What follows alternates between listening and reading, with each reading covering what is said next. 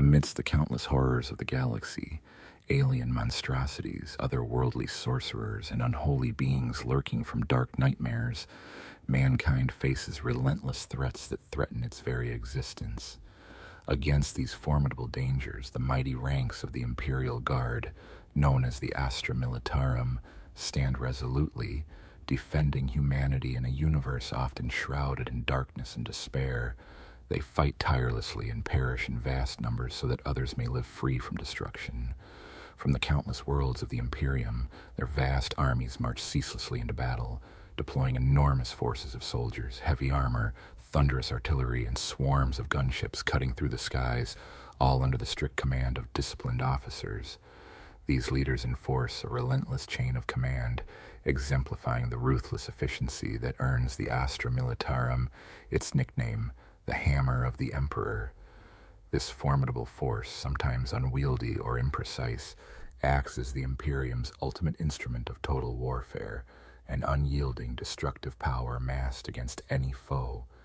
To serve within the Astra Militarum means to be one among hundreds of thousands of mortal warriors, yet also to form part of the galaxy's greatest war machine. Soldiers lend their faith, strength, and hatred to this relentless engine, which crushes opposition through sheer brutality. The Imperial Guard is the largest organized fighting force in the galaxy, continually supported by legions of armored vehicles and artillery, all of which are sent into war zones across the Imperium. Their campaigns unfold through brutal wars of attrition, desperate invasions, and prolonged sieges as they fight an unending battle for humanity's survival. The scope of the Imperial's reach is beyond ordinary comprehension, with communication and movement constrained by the perilous warp, an animalistic realm providing the only means of interstellar travel and messages. Yet this realm also corrupts and displaces much of what enters its depths, complicating efforts to maintain unified control or strategic coherence. On every front, in every conflict, humanity's most terrible fears press inward, only kept at bay through immense sacrifices. Galactic warfare is a brutal, grinding ordeal, requiring vast logistics that only the Astra Militarum can muster, staging endless waves of soldiers and heavy weapons into the front lines. These armies, ranging from small companies of a few hundred from a single world to massive contingents combining forces from many planets, often battle in the largest wars fought by mankind. They wage punishing campaigns of attrition, where countless lives are sacrificed to secure each objective. To achieve victory, an Imperial Guard force employs the twin pillars of overwhelming numbers and firepower, unleashing devastation upon enemies that attempt to dance through the storm of shells and projectiles. Chapels of armored vehicles and soaring aircraft fill the skies, painting a picture of relentless, organized destruction as they carve through the chaos of war. Amidst a relentless storm of artillery and munitions, no level of aerial skill can evade the deadly onslaught.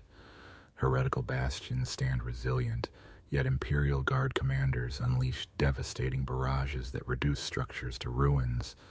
The fiercest threats are shattered in the chaos of combat, torn apart by the relentless barrage of heavy weapons or scattered by the heroic charge of countless Imperial tanks.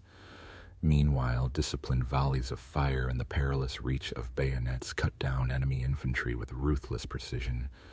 Even adversaries wield dark sciences, supernatural abilities, or alien weaponry beyond human understanding, but such defiance proves futile before the unwavering faith in the God Emperor and a formidable arsenal of armor and artillery.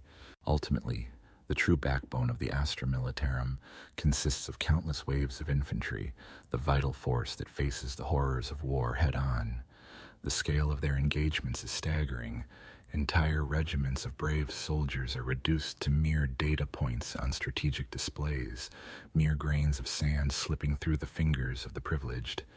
Yet each squad, each guardsman who raises their weapon to defend humanity is essential. Without a steady influx of new recruits, the entire war effort would falter. It is a core duty of the Department of the Munitorum to ensure these ranks are continually replenished.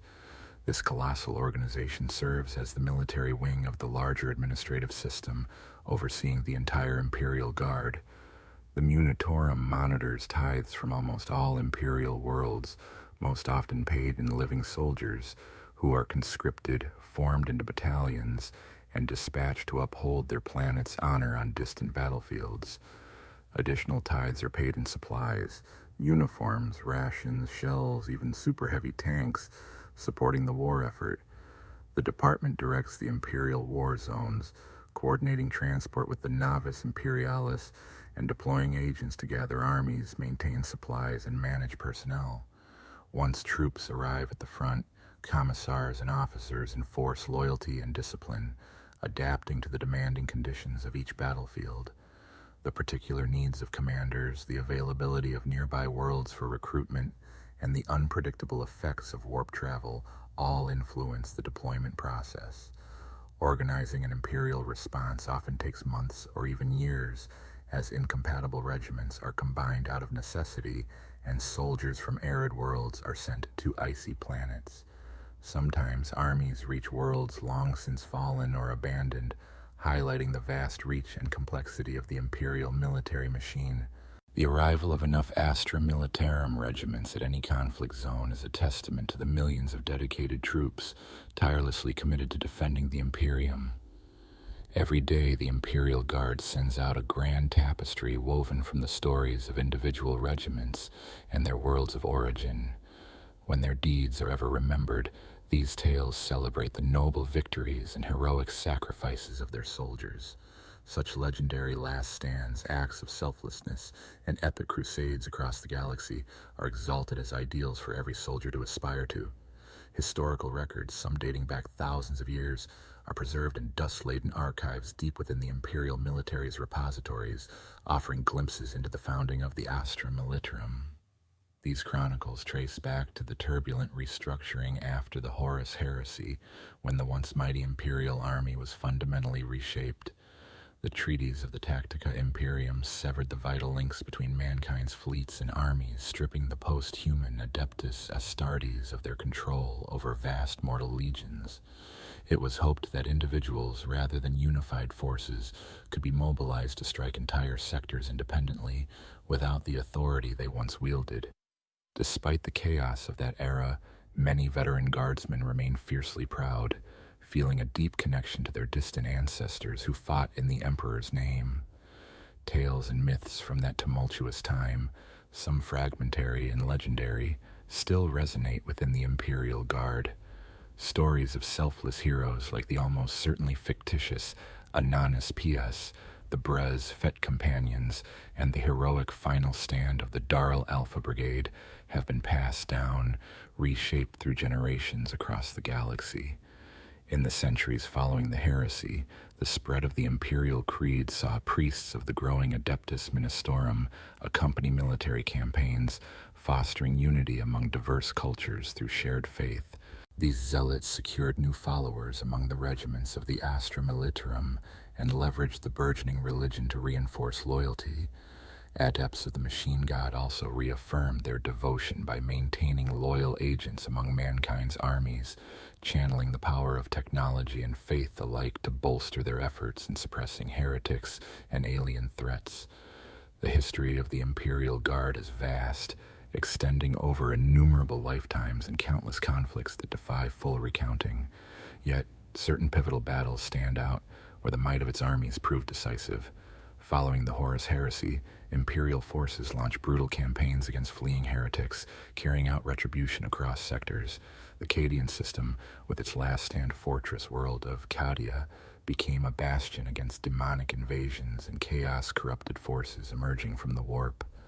Over time, the influence of the ecclesiarchy intensified, reaching a peak during the infamous Age of Blood, a period marked by profound religious zeal and brutal conflicts that shaped the destiny of mankind and its armies. Throughout history, the Age of Apostasy marked a period when the High Lord of the Administratum, Vandire, wielded immense power over the department Munitorum, consolidating authority far beyond its original scope. Under his rule, the ecclesiarch at his command deployed countless militarized regiments, enforcing his strict dominance across numerous worlds. Loyalist forces rallying behind the itinerant preacher Sebastian Thor joined these efforts, forming alliances that eventually contributed to Vandire's downfall. Meanwhile, the Black Crusades, led by Abaddon the Despoiler, and an increasing tide of alien threats strained the Imperium's defenses. Despite fleeting hopes, darkness persisted into the 41st millennium, when Lord Commander Solar Macarius launched a grand crusade into the Segmentum Pacificus, conquering over 1,000 worlds.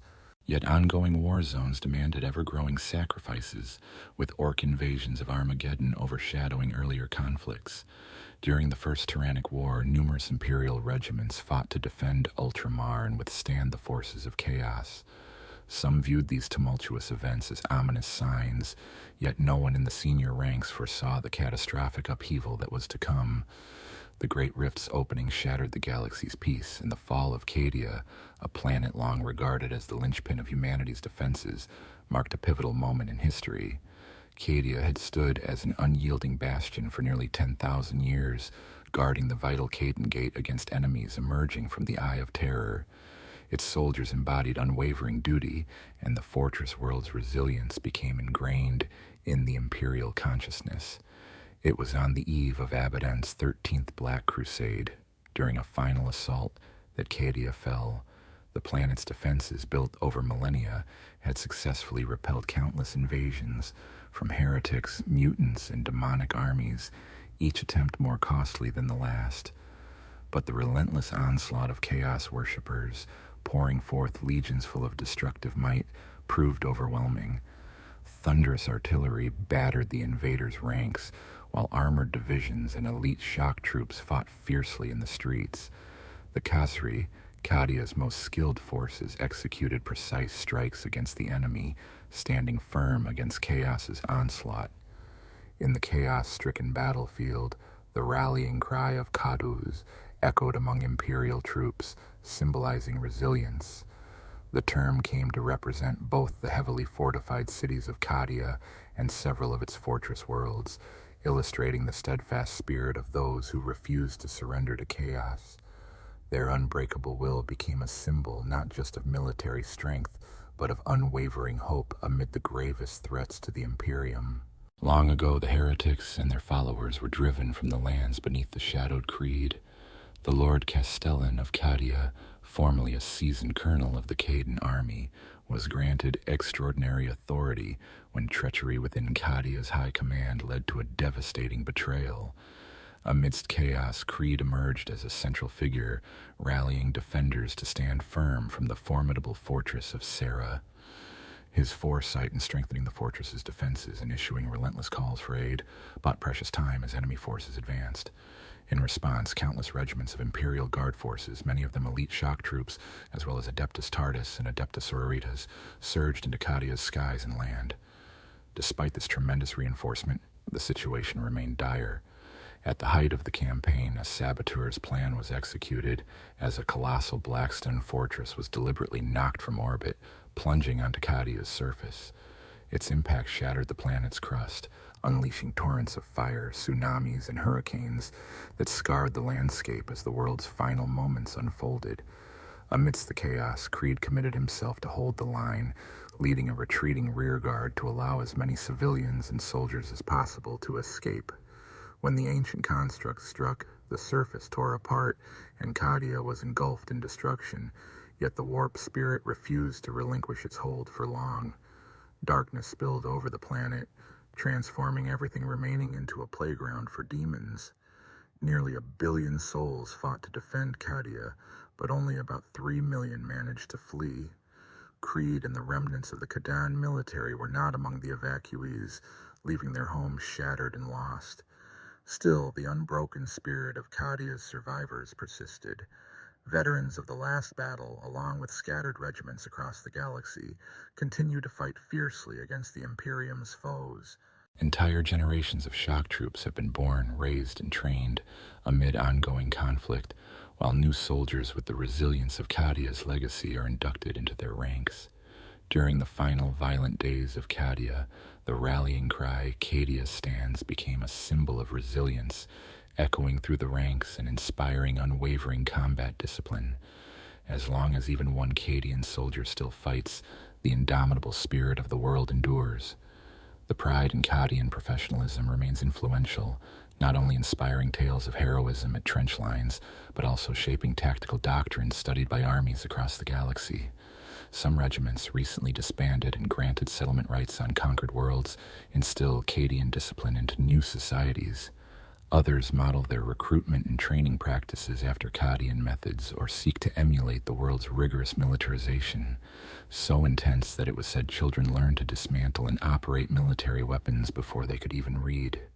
The sons and daughters of Cadia, those who survived its destruction, continue their fight, embodying a relentless will that refuses to be broken. Faced with imminent destruction of their homeworld to prevent unleashing the Emperor's wrath on their enemies, the soldiers of the dauntless spirit display unwavering resolve despite underlying darker emotions. Among the Cadan troops, deep-seated resentment and fury have grown amid widespread hatred for mankind's enemies.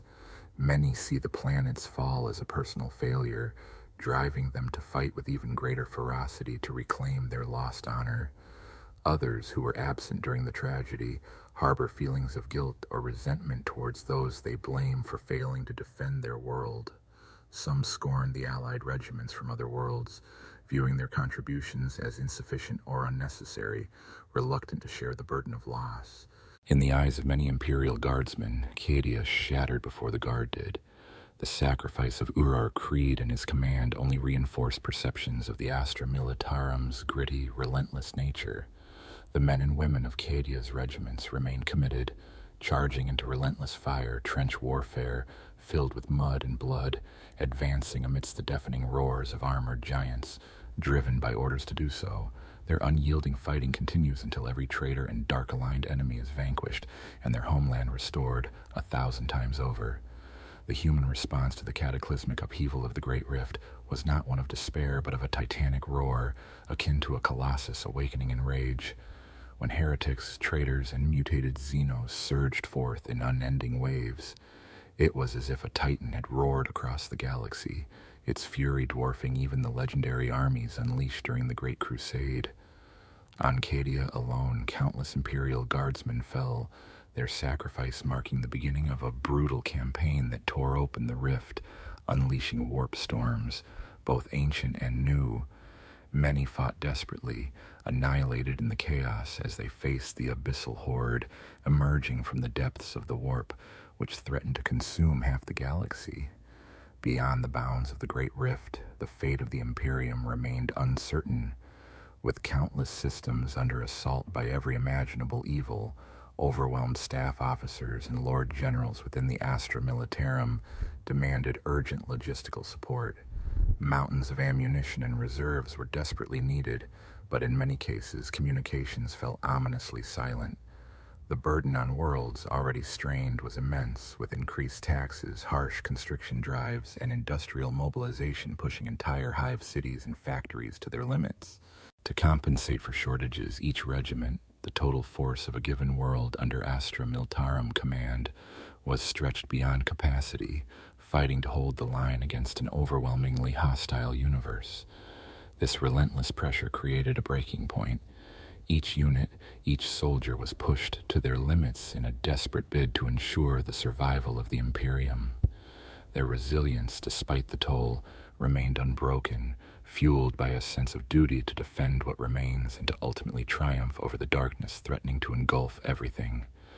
The Indominus Crusade was merely one response to the relentless storm of challenges faced daily by the Lord Commander of the Imperium, overseeing coordination between Gillen, his senior officers, and the vast bureaucracy of the Lista Cum.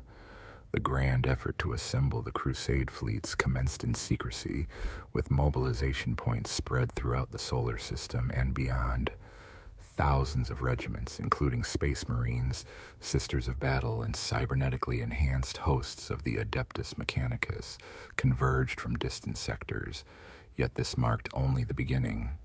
Once launched, each fleet's battle group set out on carefully charted routes through the turbulent warp, aiming for systems miraculously spared from destruction. Upon arrival, they encountered worlds still in the grips of invasion, where they achieved victories that yielded further reinforcements, fresh regiments, and replacement vehicles from recently liberated planets. The fleet's main force consisted predominantly of regiments of millions of infantry, armored battle tanks, and artillery, which bore the brunt of each campaign. Every victory demanded swift reinforcement. The devastated ranks and wrecked vehicles had to be replaced rapidly.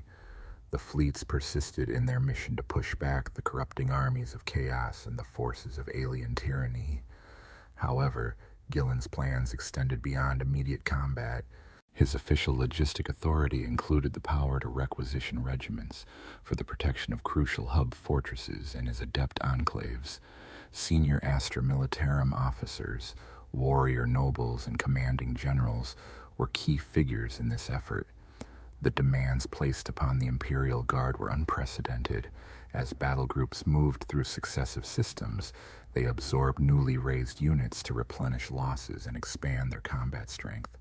Many regiments were also dispatched to reinforce key hub fortresses established in conquered worlds. Gillen's ambitious vision was to erect and man these strategic strongpoints across newly controlled territories, ensuring a persistent presence even beyond the initial campaigns. These efforts were vital for the Imperium's survival, yet the scope of the conflict extended far beyond the war zones directly linked to the Crusade. Thousands of subsectors lay outside the paths of the fleet's operations, yet the Imperial Guard continuously dispatched forces to escalate conflicts or establish new fronts. Local departmental munitorum officials, along with their armies of scribes, logisticians, and strategists, coordinated these efforts daily. Infantry regiments, armored units, artillery divisions, and super heavy tanks were routinely deployed, redeployed, reinforced, consolidated, or evacuated according to strategic needs.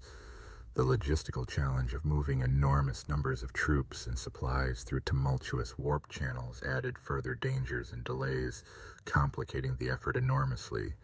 On multiple fronts, the Imperium faced relentless threats. Xenos invasions from the Tyranids in sectors like Octarius, the ancient Necron forces in the Uranus cluster, and raiders of the Alari in the Desca subsector, all requiring constant vigilance and swift military responses. It was this vast, multifaceted conflict, spanning countless environments and star systems, that defined the larger scope of the war, with the Indominus Crusade representing only a crucial yet limited part of the ongoing struggle for the Imperium's survival. Throughout history, numerous rebellious cults and insurgent groups have been violently suppressed and eradicated. Some factions fall under the spell of chaotic dark influences, while others harbor extraterrestrial mutations, radical ideas, or vie for succession, driven by heretical beliefs rooted in political or religious dissent. Out of the 5 Lord Commanders overseeing the Segment Major, only 3 maintain direct contact with the Greater Imperium. Among these, the Lord Commander of Solar stood out as perhaps the most besieged. This segment, home to the planet Terra, was under relentless assault from heretical fleets, alien forces, and internal threats like insurgents and traitors. The Lord Commander of Solar refused to let such threats succeed during his watch.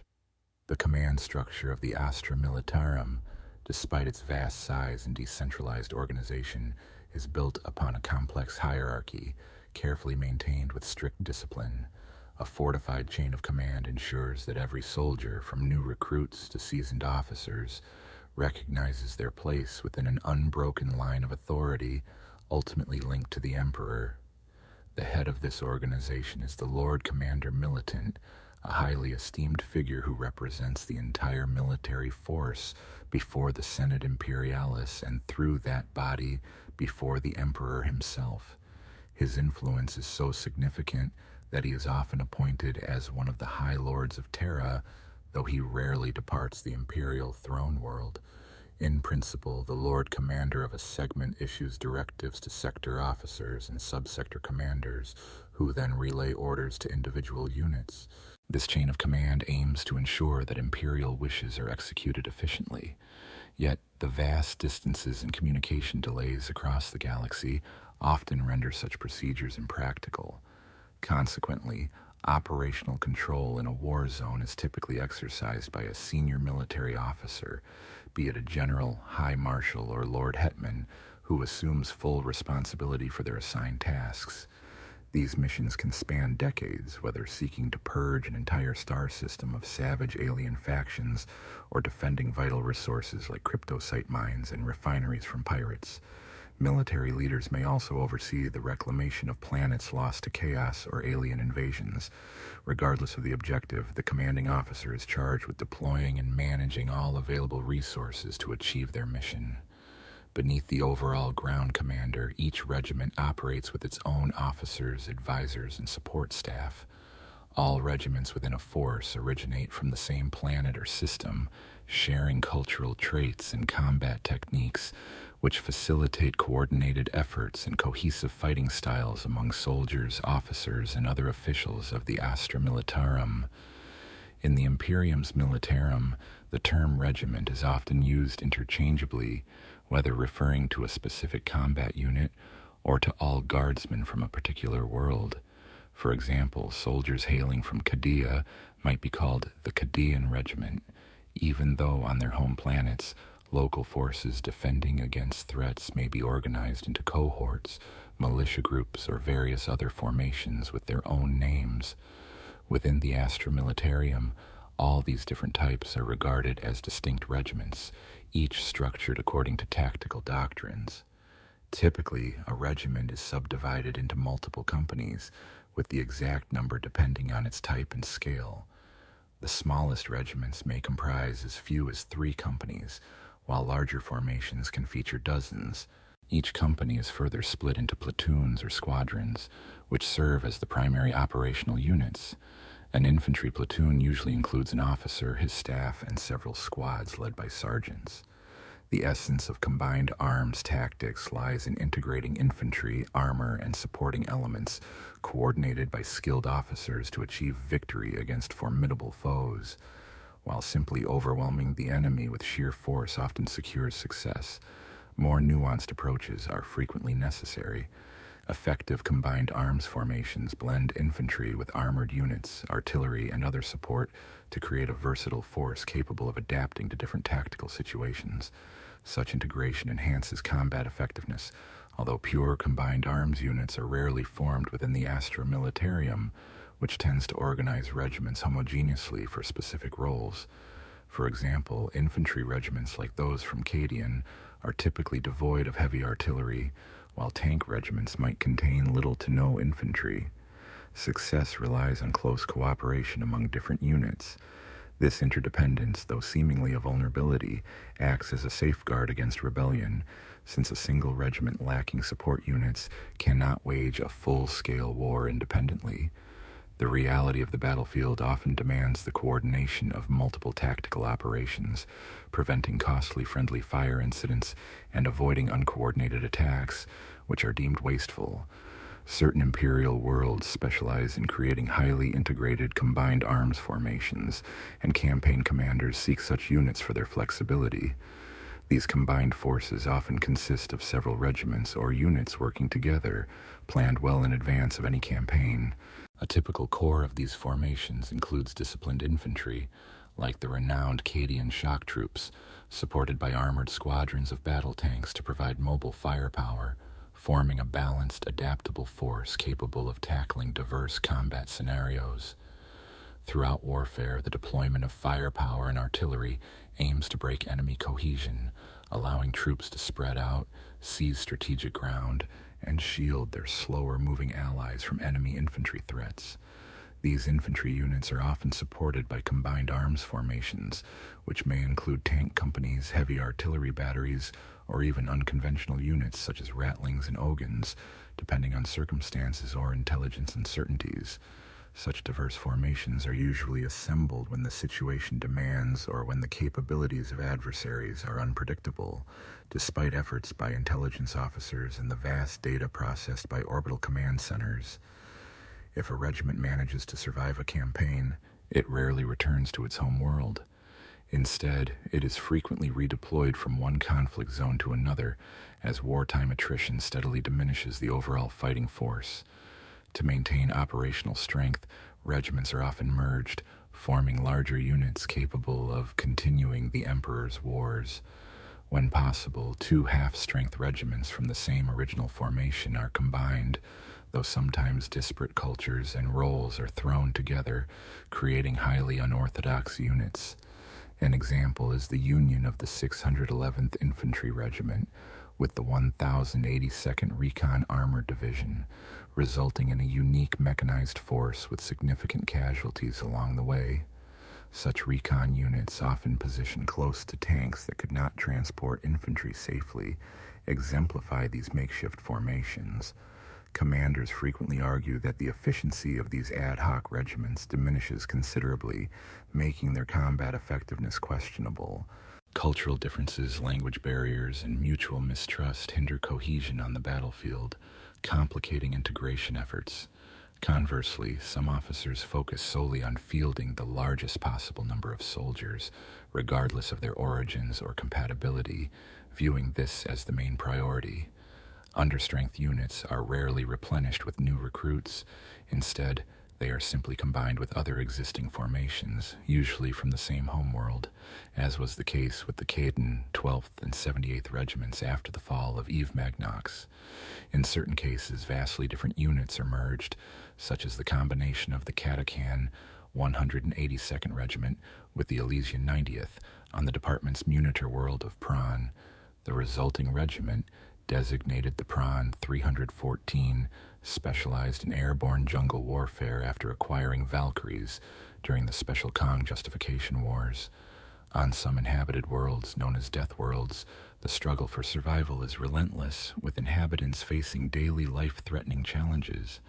The Administratum considers these planets ideal recruiting grounds for the Imperial Army, as their populations are hardened by continual hardship, mirroring the brutal, ongoing conflicts of the Imperial war fronts. Despite their capacity to sustain human life, these worlds are often characterized by a brutal environment where survival is a constant battle. Many worlds in the galaxy pose an almost guaranteed threat to those unprepared for their brutal conditions. On some planets, hostile climates or environments, such as lethal radiation, destructive electrical storms, or toxic fumes, can prove deadly to unprotected inhabitants. Active volcanic regions, razor-sharp terrain, and massive hurricanes combined with shifting tectonic plates can devastate structures on worlds many consider to be hostile. The flora in such places can also be harmful, emitting psychoactive toxins or mutagens into the air or water supply, or causing structural damage and directly threatening passing travelers. Meanwhile, these worlds harbor a vast variety of life forms, from microscopic organisms to enormous creatures that can hunt, infest, or unintentionally crush early human settlements before they even establish themselves. Some of these worlds display an almost relentless blend of hazards, making their ecosystems exceptionally dangerous. Yet, despite these perils, the inhabitants of these worlds, often called death worlds, are incredibly resilient. Survivors from these harsh environments are those whose ancestors managed to endure the brutal early years of colonization. They develop heightened instincts for danger, emotional resilience against loss, and a deep-seated respect for those with more experience. Inattention and careless behavior on such worlds can quickly lead to tragedy, making rapid obedience to orders, especially from seasoned officers who have shared their hardships, crucial for survival. The skills cultivated in these environments serve them well when serving within the Imperial Guard.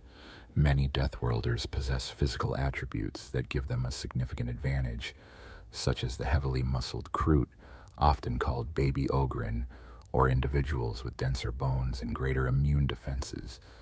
These adaptations may have developed through enforced isolation and biological necessity, or as a result of experimental genetic engineering and the application of stem cell technologies now long lost.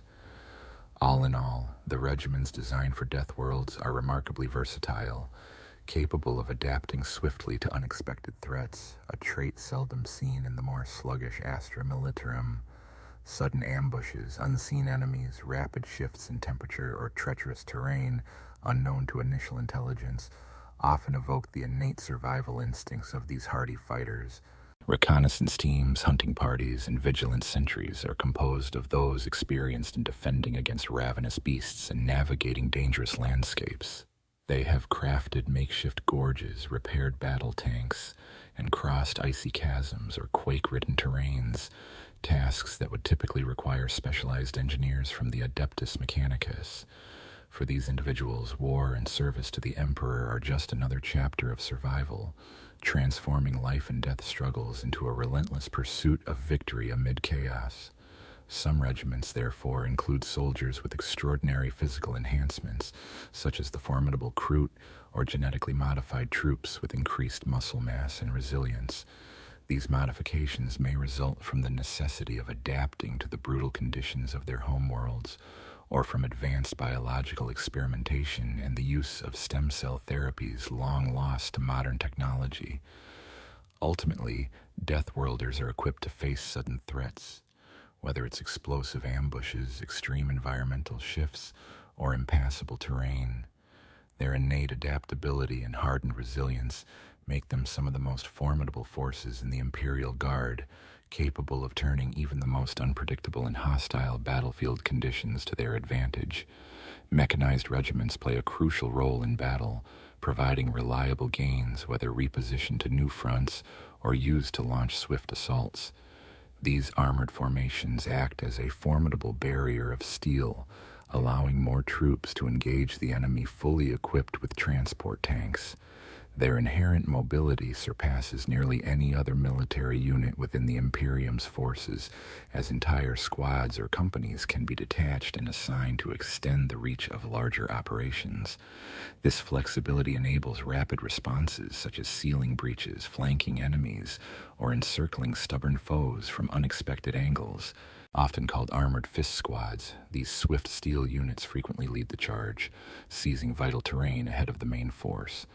They serve as an agile spearhead in campaigns, moving quickly to secure strategic points until larger infantry formations arrive to garrison their gains, after which the mechanized units shift focus to fresh objectives.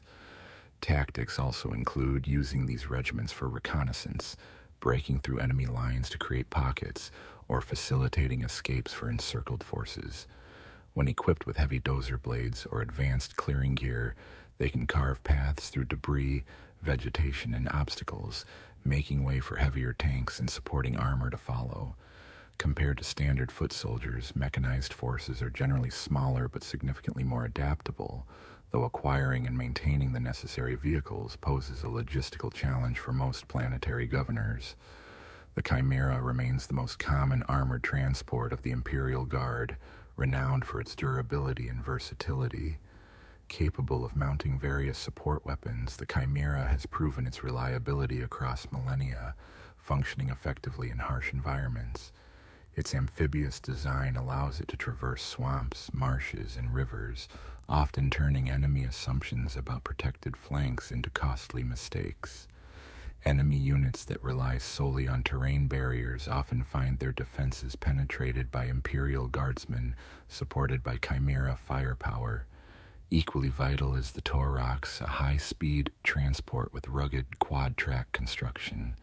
Its sophisticated damping systems distribute weight evenly, enabling it to navigate complex terrain, jagged outcroppings, and debris at full speed.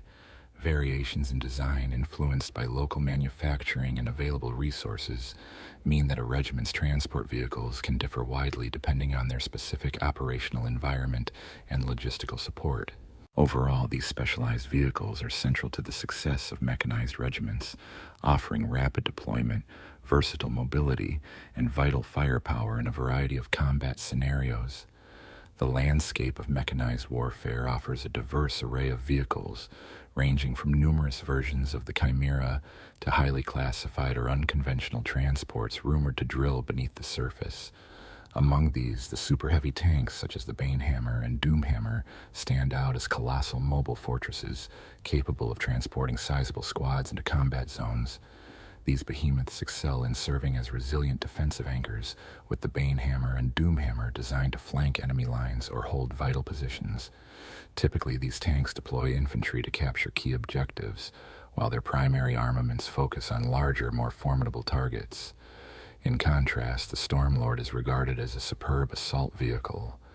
Unlike most super heavy transports, which are primarily part of armored regiments, the Stormlord occasionally functions as an integral asset within mechanized infantry units. Rumors suggest entire battalions can be transported within these massive machines, launching waves of Imperial Guardsmen directly into the enemy's midst. From firing platforms atop the Stormlord, volleys of mass reactive rounds from Vulcan mega-bolters are unleashed with overwhelming force.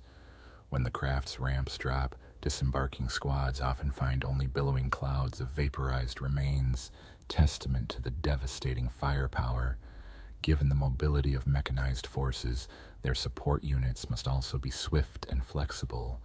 Cavalry, such as regiments of Rough Riders originating from the world of Attila, are common auxiliary assets within mechanized armies. These fast-moving units fulfill various roles, including target acquisition, reconnaissance, and vanguard deployment. They thrive alongside agile infantry, often leading the charge as the spear point of assaults, smashing through enemy front lines or flanking them with swift, oblique attacks. These seasoned horsemen wield deadly lances fitted with a variety of lethal options, striking hard and then retreating rapidly for follow-up assaults. Artillery and siege regiments are unmatched in their destructive capabilities within the galactic domain. The heavy volume of ordnance they wield makes them formidable opponents, whether conducting offensive operations to retake strategic points or defending vast war zones. These formations execute their grim tasks with relentless determination, bombarding targets into oblivion as waves of infantry advance behind the barrage. The term siege regiment is used by various departments within the Imperial war machine to describe units trained and equipped specifically for the most brutal and prolonged battles. Such regiments typically comprise large numbers of disciplined infantry supported by extensive artillery, though occasionally the label is applied to any unit thrown into high attrition combat zones, regardless of their specialization. In sum, the machinery of war in this universe is a complex blend of heavily armed assault vehicles, fast cavalry, and relentless artillery, each chosen for their unique capabilities in shaping the battlefield and achieving victory through overwhelming firepower and tactical versatility. In military operations, the dominant factors often come down to sheer numbers and strategic strength, whether in assault or defense.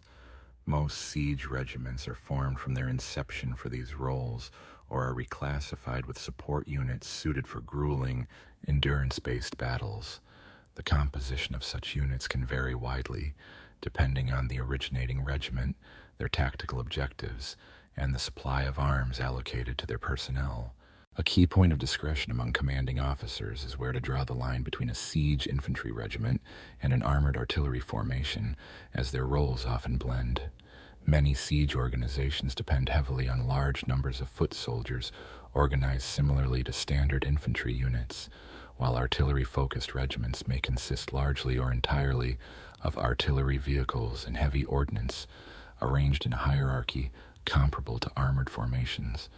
Both types are frequently trained in coordinated tactics, often working alongside battle tanks or heavy assets to break through enemy lines, launch counterattacks, or target compromised sections of fortified defenses. The roles of these regiments are highly diverse, reflected in their various titles, ranging from combat engineer and sapper units to trench line divisions or heavy ordnance formations. Their firepower is both deafening and psychologically intimidating. Imperial Guard artillery strikes are notorious across the galaxy, often firing continuously day and night. Their salvos shatter enemy defenses, disrupt troop formations, and induce severe fatigue and mental strain in opposing forces. To keep the enemy guessing, artillery commanders regularly adjust firing patterns, making prediction difficult. Field artillery batteries, often numbering in the hundreds, serve as a backbone of firepower, offering long-range, high-impact fire support that most infantry units cannot match. Each battery typically includes gunners, loaders, and a gunnery officer, all working together to operate each piece of artillery. Sometimes other regiments provide additional crews or support, integrating lighter units with heavier firepower, especially in terrain unsuitable for larger vehicles. From small, precise weapons to colossal, devastating artillery, the range of equipment is vast. Self-propelled artillery pieces, such as the Basilisk, are staples within many regiments, capable of firing arcing shells from their Earthshaker cannons in rapid succession. They can also be adjusted to fire directly by lowering their massive barrels, transforming into formidable assault weapons, either singly or in batteries.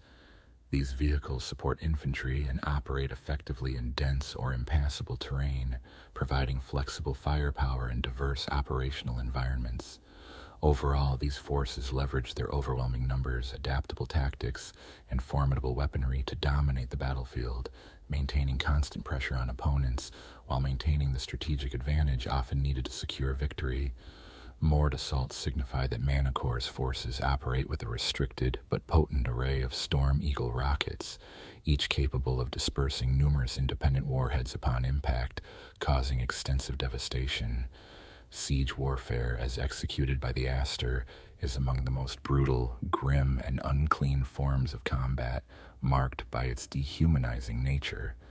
High-ranking figures often emphasize that this method involves pouring enormous numbers of Imperial Guardsmen into relentless confrontations, whether by manning vast trench networks spanning continents or storming the enemy's fortifications directly. In these grueling campaigns, soldiers' lives are continuously sacrificed as they exhaust their ammunition and wear down the opponent's resolve until the enemy can no longer muster resistance. The protracted nature of such assaults often spans months or even years, making rebellion a serious threat. Renowned units like the Death Corps of Sea Baron Siege Masters or Tate Mere Dredgers are highly valued for their resilience, ability to absorb heavy losses without breaking cohesion, and maintain disciplined fire in the face of countless fallen comrades. Many siege regiments excel in combat engineering, employing sabotage against enemy communications, laying fields of mines across deadly terrain, or establishing crossings over cratered wastelands left by relentless shelling. Tunnel systems extend deep beneath no man's land, enabling seasoned teams to infiltrate behind enemy lines for reconnaissance, sabotage, or assassination. Sniper tactics are a vital part of siege operations, with marksmen hidden in ruins, craters, or within the carcasses of destroyed tanks. When a regiment lacks the precise tools or marksmen, specialized units of abhuman ratlings are deployed.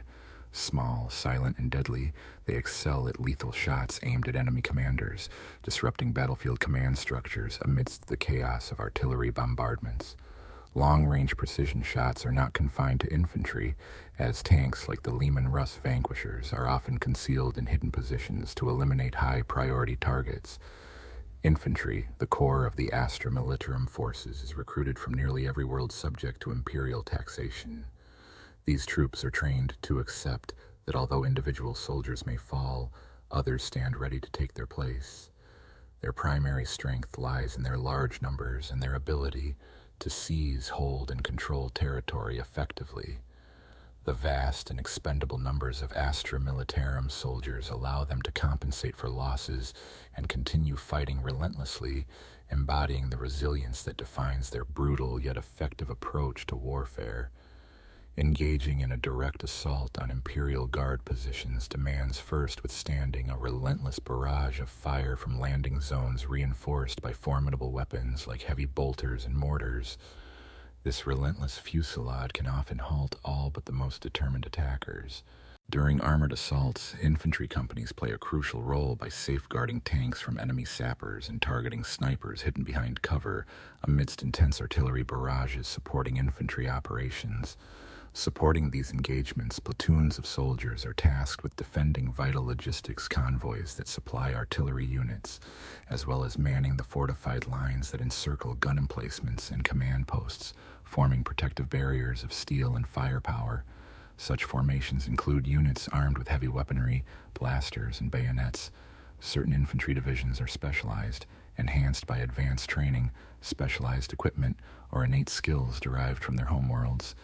Heavy infantry units typically operate in coordinated groups with overlapping fields of fire and superior armament.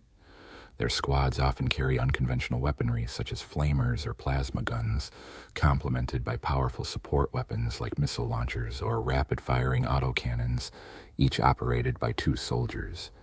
These units may include entire companies composed solely of heavy weapon squads, ensuring constant formidable firepower to support even the most challenging terrain. In certain circumstances, heavy infantry regiments are reinforced by auxiliary squads of abhuman soldiers, hulking, highly resilient beings trained as shock troops. While they lack advanced intelligence, these robust humanoids are rigorously trained to follow orders. Once their overwhelming strength and durability are harnessed, they become nearly unstoppable forces on the battlefield. Conversely, light infantry or skirmishing units are usually deployed across broad front lines and in densely forested or mountainous terrain. These regiments excel at stealth, reconnaissance, and unconventional warfare, exploiting terrain features to gain advantages. They may originate from worlds dominated by forests, mountain ranges, or even from urban underworld gangs. Light infantry units typically lack extensive transport or armored support, relying instead on heavy weapon squads and agile bipedal walkers called sentinels. These versatile machines, piloted by a single soldier and capable of mounting heavy weapons, provide supporting fire or reconnaissance, especially for the lighter units. Upon enlistment, each regiment is equipped according to their home planet's standards, ensuring uniformity within their ranks. Imperial Guardsmen may serve clad in full battle gear or minimal armor, sometimes marked with tribal tattoos or primitive protection. While they are often issued basic flak armor, the term covers a broad range of protective gear suitable for various environments. More advanced troops don comprehensive fatigues beneath rigid breastplates, marching alongside comrades in different levels of armor, united by their resolve in facing the many dangers of war. Throughout the entire Astra Militarum, the most universally recognized piece of equipment is the laser gun, whether worn under blast-resistant robes or covered by durable, resin-impregnated greatcoats. This weapon's simplicity, cost-effectiveness, and exceptional reliability make it ideal for mass armies of the Imperial Guard. Many regiments are recruited from worlds with far less advanced technology than the Imperium's so-called civilized planets, while others originate from systems where Imperial Gothic speech varies so greatly that complex instructions for firearm use would be nearly impossible to understand. Thanks to its straightforward operation and minimal maintenance needs, the laser gun can be issued to factory workers, rugged frontier dwellers, or high society socialites alike without concern for their familiarity with weapons. As all guns operate on the same fundamental principle, emitting a focused light beam, the laser gun's beam causes a tiny explosion on the target's surface, vaporizing it instantly.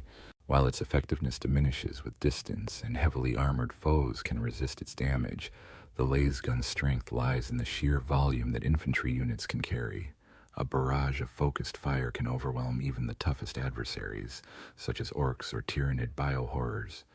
With enough shots, even a heretic's power armor can be compromised, especially if a well-aimed shot strikes a weak point and the Imperial Guard offers a quick prayer to the God Emperor.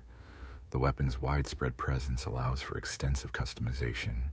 Depending on a regiment's homeworld, a laser gun can vary dramatically in appearance.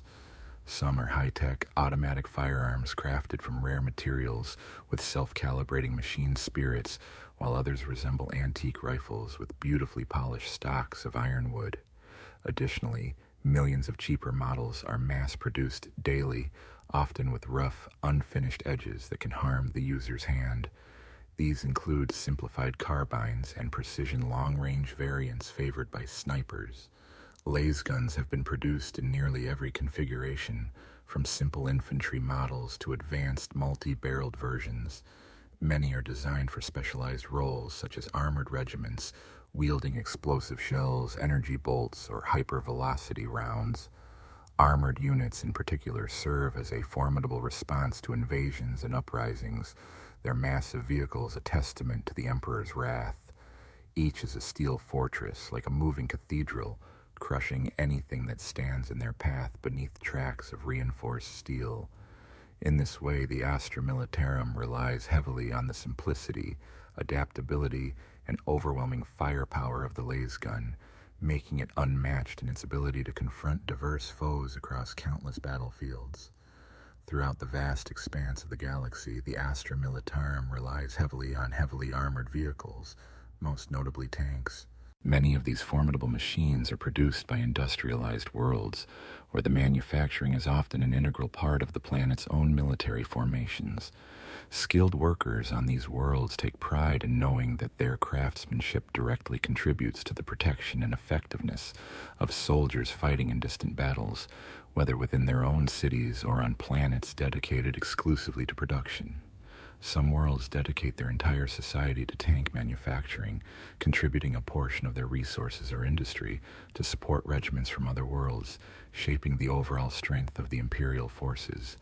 Among these armored behemoths, the most revered and meticulously crafted are those forged on planets dedicated to the Adeptus Mechanicus.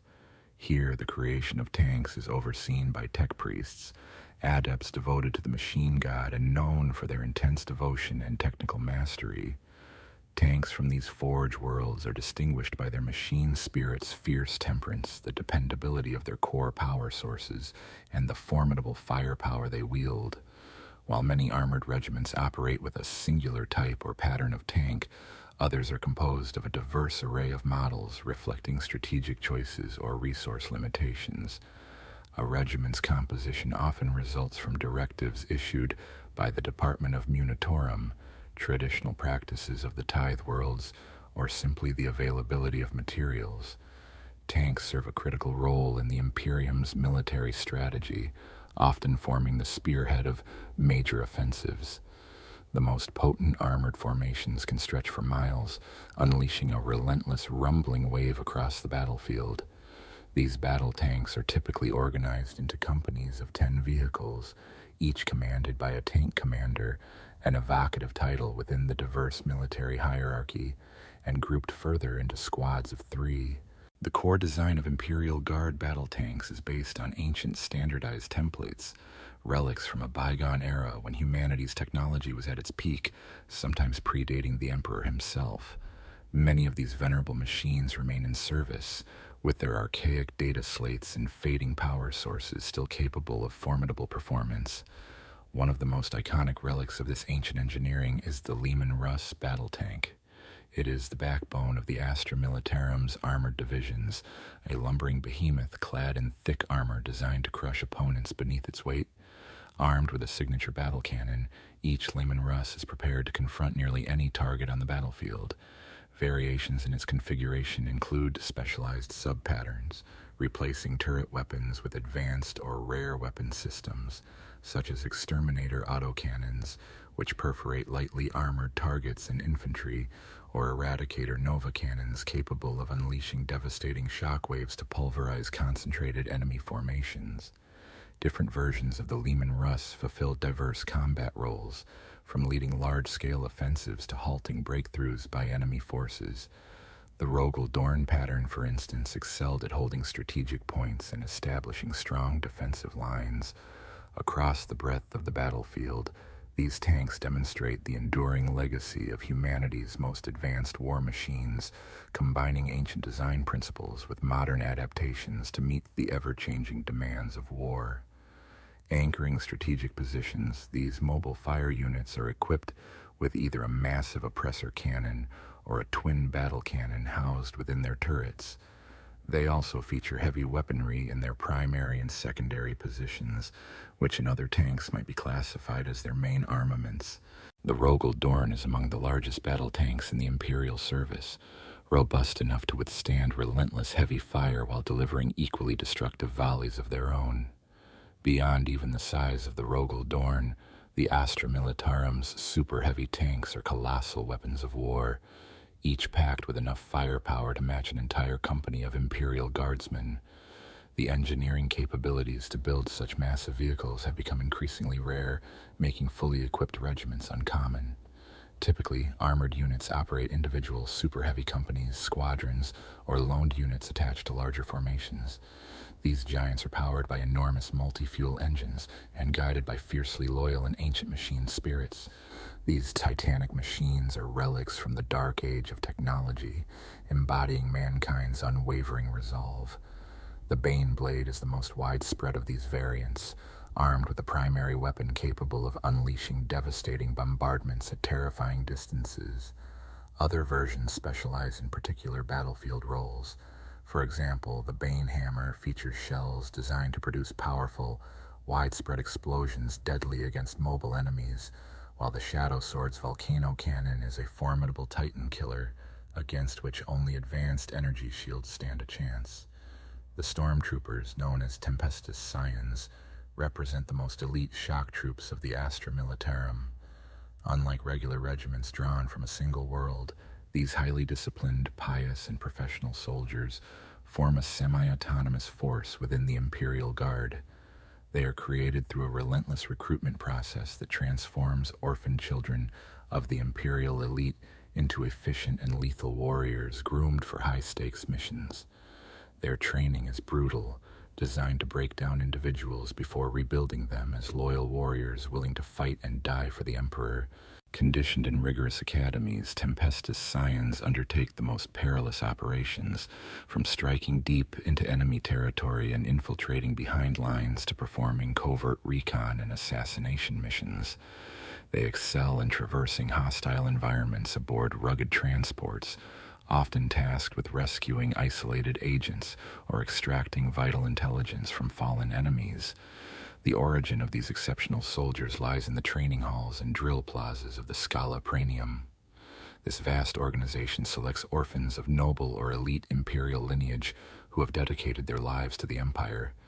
They are provided with food, clothing, and education, but under strict discipline and indoctrination. In this labyrinthine system, they are molded through rigorous instruction to serve the Emperor with unwavering devotion, turning potential weaknesses into formidable assets for the Imperium. In the hierarchy of the Imperium, those who reach the rank of God Emperor undergo grueling regimes of mental, physical, and spiritual conditioning. These rigorous training processes prepare them for lives of service and significance within the vast empire. Some are destined for the priesthood of the Adeptus Ministorum, or to serve as holy warriors of the Adepta Sororitas. Others are sponsored to occupy prominent positions within the Administratum, or vanish alongside inquisitors or within the hidden compartments of heavily warded warships. Survivors of these intense trials often become part of elite military units. Among the most formidable are the ferocious, drill, abbot-led cadets, renowned for their physical prowess and unwavering resolve, formerly known as progena. Upon graduation, these hardened warriors are inducted into the ranks of the Tempestus Scions of the Militarum. Loyal solely to the Emperor, the Tempestus serve as a flexible, adaptable corps of soldiers who provide high command with troops confident in their superiority over standard Imperial forces. Tempestus Scions undertake missions beyond the reach of conventional Imperial Guard units.